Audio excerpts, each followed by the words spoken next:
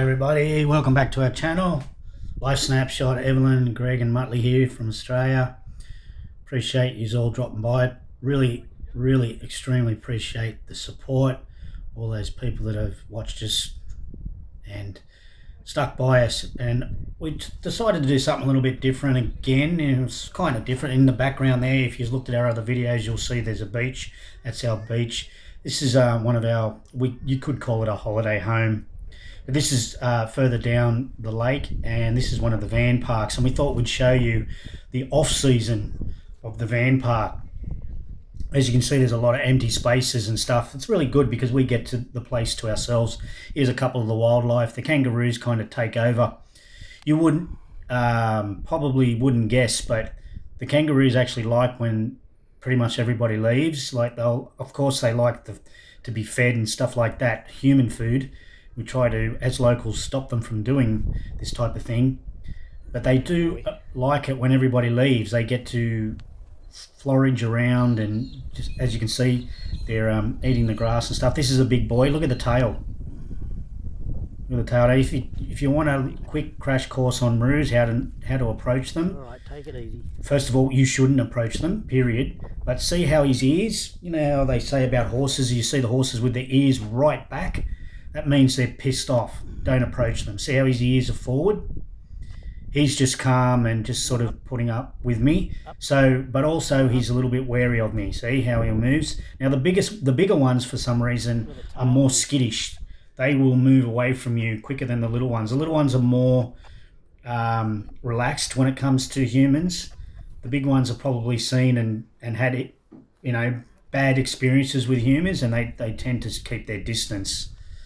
So this is actually nothing. There's usually triple the amount of roos around, probably because it's the colder weather now, so they don't get out. They like to sun themselves and lay down and sun themselves. So there's the lake. That's the beach in the distance. Our YouTube home, what we call a YouTube home or holiday home, one of our holiday homes is up that way, up towards that end of the lake. So this is down the other end. So as you can see, it's pretty empty. There's a couple of hangers-oners, nomads and stuff there, as you can see. I think I pan it back around to the back. Yeah, I do. See, that all would be full, absolutely chockers. There's not an inch between them really. As you can see, there's not many there. There's only like 3 or 4 at the back there. There's en-suites there. So all that's usually full in December, January, for the school holidays. So it's pretty cool we get it back. There's the big boy again. Look at his claws. Go on, growl. Have a look at those claws, mate. Usually they growl. They'll rip you, man. Claws. So see his ears? That's one way you can tell if a roo's pissed off. Their ears are forward and they're twitching. They're not angry. The big and ones are see more... that one's sort of just mellowing out. He's not too claws. fussed. He's actually looking at the camera thinking it's food. But look at the claws. The claws and the tail. So yeah, just advice if you ever first come here to Australia, do not approach them. They aren't cuddly. They will attack, especially if there is food around and competition, or the ladies. The big bucks, when they're the ladies around, they're very protective of their girlfriends, so you be careful. That's a big buck. Look at his claws. You see his ears? He's kind of just telling me, you know what, that's close enough, but I'm okay with it. If his ears were peeled back, I wouldn't be so game to approach him. I'd be actually standing right away from him. So remember that if you're ever around and see roos, especially in the wild, do not approach them. But yeah, hopefully that helps you out a bit. Anyway, let's move on. We're going to drive out of the caravan park. It's quite a big caravan park. So let's go a little bit further and we'll drive out of the caravan park to show you how big it is. So we're just getting the camera set up here. I don't do too much editing. I like to keep it real, you know. So we're going to drive out to the main road here. All these vans are full-time vans, but you're only allowed 180 days a year. And the rates are ridiculous. I think it's around $10,000 a year for the rates, and you're only allowed 180 days. I wouldn't do it. But this place books out 12 to 24 months in advance. And if you don't rebook 12 months in advance, so the people that come down this year, if they don't rebook 12 months in advance, they lose it and they go to the bottom of the list. So it's all right up to about 24-month waiting list to get here. I don't understand the hype. I don't get it. But anyway, I wouldn't do this type of thing. In the distance there's some more on-site full-time vans out the back there, and over there where the tree line is, there's a little bit of a bushwalk, about a 2-minute bushwalk, and you're onto the actual surf beach. So we're just waiting for a guy to drive on through so we can show you a little bit more. So there's vans all there, all up there, and we're going to turn right here. There's a block for the showers and stuff. So we're going to turn right here. That's the main road, but it is a council road. You can get booked for speeding, and the speed limit is 10 kilometers an hour. The police do come down here on the on season when it's packed and will radar. So you got to be careful. People think it's just a park. No, the park's on either side of that road, and yeah, it's still a speed limited road. So there's the lake again, obviously. Then you chuck a left here, there's another amenities block. And as you come through, these are all full-time vans. As you can see, they're all gone home. There's a lot of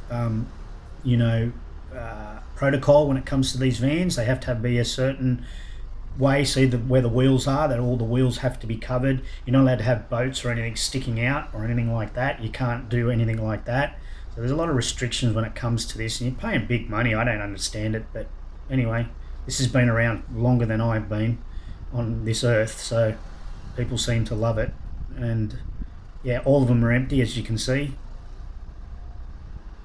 And now we're going to drive back out onto the main road.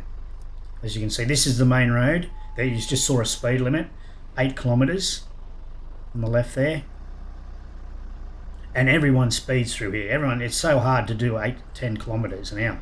Everyone at least doing 15.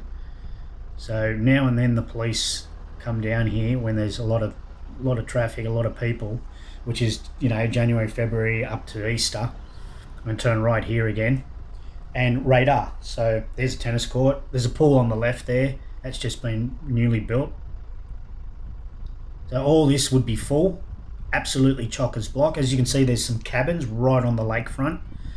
They range from about $300 a night. And then there's ones right out the back, don't have a view of the lake. They go for around 100, 120 a night. So all these are powered sites, as you can see. The office is straight ahead of us, and these are all powered sites. I'm not too sure how much these are. I'm guessing around $50, $60 a night. Don't quote me on that. There's the office. And these are usually, these guys are all retirees mainly. No kids around because they're all back to school. They're usually retirees and stuff. It's the best time to come down. There's no craziness, there's no drunks, no bums. It's a really good time to come down. It's warm during the day, but it gets really cold now at night, and really it gets colder as it goes on. Once we hit June, it's winter and it gets very cold down here at night, but the days are really nice, 20, 21 degrees, which is around 60, 70 degrees in the other Fahrenheit. They're doing a bit of work there. I don't know what's going on there. I'll talk to the guy. What's going on there? Looks like something's doing. So yeah, all those powered sites, everybody's gone. So straight ahead to a little bit to the left where those people are walking, on the other side of the road is the pool. Evelyn's doing the recording. Anyway, we're about to change tactics here. So give me a second while we sort ourselves out. And yeah, one second please. So this is literally 1 minute up the road as you drive out of the van park, and then you drive up about 500 meters and you turn left. This is the bush track that takes you out to the beach. So to the left of us was the van park, about 500 meters down the road. There's the fire brigade, rural fire brigade service there on the right. There's a paddock here where the horses and that, a few of the locals have got horses and stuff like that. They just bring them down here to let them run around that paddock. Sometimes they take them to the beach for a good swim. So you drive down here, it's a dead end, and you just turn right and you go into the national park area. So there's no dogs allowed in here, which I find just ridiculous. Why, you know, like we get this place for good 7 months to ourselves. So, you know, to have a dog coming through here, what the hell would it do? It'd do nothing. So Evelyn's actually doing a good job here, but we were bumping around. It's a pretty rough track. We were bumping around, and she kept it pretty good. I was trying to go fast because her arm was getting tired. Now, this is a track that takes out to the central part of the beach and towards what is known as Buckley's Point. And they've kind of graded the road, but it rained for the last couple of weeks. If you've been following our videos, it rained really hard for the last couple of weeks, and that obviously puts some decent potholes in the ground. But the bush has come back pretty strong, eh? So we had a devastating fire here, 2020 fire, right on New Year's Day. Absolutely wiped this out, completely gone. And as you can see, it's been 5 years later, and you pretty much wouldn't know, except for the blackness of some of the trunks. But yeah, it was a devastating fire. We lost 90 homes and 2 deaths. So that's Australia for you. We learn to live with bushfire season. Come bushfire season, you're not allowed to flick a cigarette out of a truck, out of a vehicle. Heavy fines.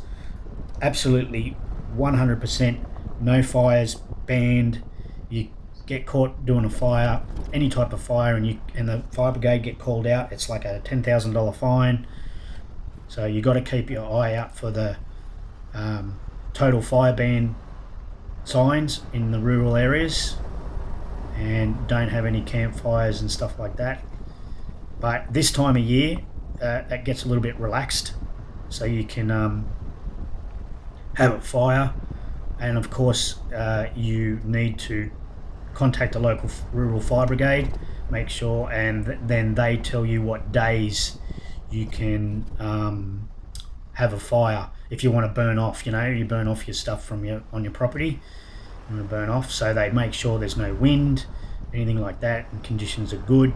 And then they'll give you a permit for, you know, say from the 10th of the month to the 15th of the month or something like that, because there's no wind and you have to have a hose handy. There's a few things that go with it. You can't just go and throw a bunch of vegetation and just light it up. That's a big no-no all year. So, but especially in summertime, you just do not do that type of thing. So we are getting there now. It's a little tight track. If someone's coming the other way, you sort of got to find a spot to pull over and allow everyone to get through. But this time of year, we weren't too fussed. We didn't think anyone was going to be coming the other way. So yeah, I'm just driving through. I'm just dodging all the stuff, trying not to scratch me truck. But as you can see, the wildlife, there's nothing doing here. A lot of people from overseas think that, you know, oh, there's wildlife everywhere, it's going to jump out and bite you or sting you or poison you. That's not the case here. It takes a couple of simple, smart, you know, precautions, and you'll be good. Proper boots. Don't just go walking straight into the bush like it's just nothing. And yeah, if you've got a local, take a local with you, okay? Because usually they know where to go and where not to go. We're sticking to the track. That's a very important thing. So we are here now. This is basically the central part of the beach, and we're going to walk up there and show you the beach. And we were surprised, there's 2 other people here. So they look like locals, so they're probably beach fishing. This time of year, this would be full of people just coming to check it out. So bear with me while I get the camera out. I just wanted to keep it rolling. I wanted to keep it real, you know. I didn't want to stop and start and cut the video. So yeah, see, it's not much of a car park. It doesn't need to be. I had to wind up the windows. I think when I walk away from the truck, like, the windows go up themselves. But, you know, honestly, I could leave the keys in it. It wouldn't matter. But I'm just still got that Sydney mentality, the city Sydney mentality. You do not leave things unlocked. So, Did well, baby. Come down here, I still got that same thing. So, yeah, so this is our holiday home. We call it a holiday home, but not really. It's just another home that we own. And we come here a lot because we just like the quietness and get to see things all ourselves. And we get to do things for YouTube, which is really cool. We really enjoy doing the YouTube side of it from this part. We don't YouTube our actual home. We keep that all a secret and keep it quiet where we actually live. So, yeah, and here's the beach. Hope you like it. It's a beautiful beach. And like I said, I really like the fact that we have this pretty much to ourselves. There's no one else around. It's very cool. If you check out our other videos, you'll look in the distance. There's an island. There's a tiny little island there in the distance. That's Green Island. So we're down the other end of this beach. If you look at our other videos, where the entrance of the lake meets the ocean, it's down there. And that is down south. That's heading down south towards Victoria, Melbourne. That's Ulladulla down there, and Milton and Narrawali and Birra Lake, and it goes on for that. So anyway, I really appreciate everyone dropping by. Thanks very much again for the support. We can't do it without you. Please chuck a comment, anything you want to know about us. We're happy to answer all sorts of comments that you guys leave, and we love each and one of you for hanging around and taking the time to watch our videos. So I hope you have a great day. Thanks very much again, and everybody take care, okay? Not what you know, who you know.